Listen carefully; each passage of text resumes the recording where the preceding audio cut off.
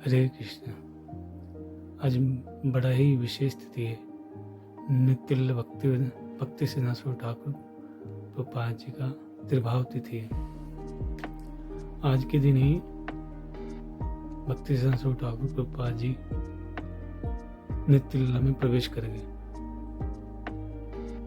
तो वर्णन किया गया, ऐसे जो भगवान के पार्षद होते हैं उनका इस जगत में आना और जाना ही क्या है, शुभ तिथि होती है।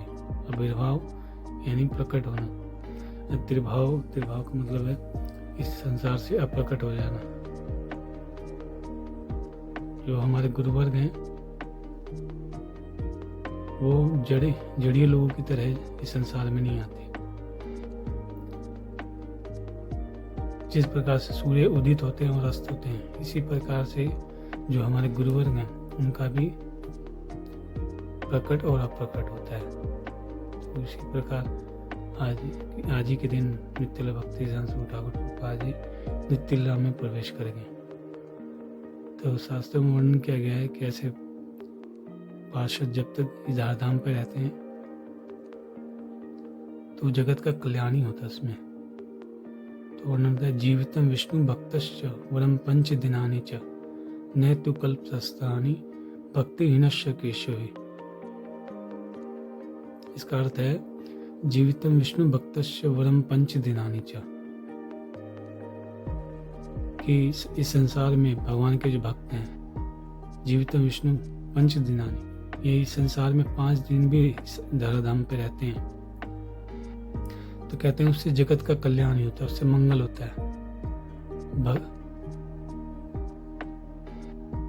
भक्तिहीन तो कह रहे जो भक्तिहीन जीव हैं, न तो कल्पशस्त्राणि भक्तिहीनस्य केशवे, और जो भक्त नहीं है तो कह रहे वो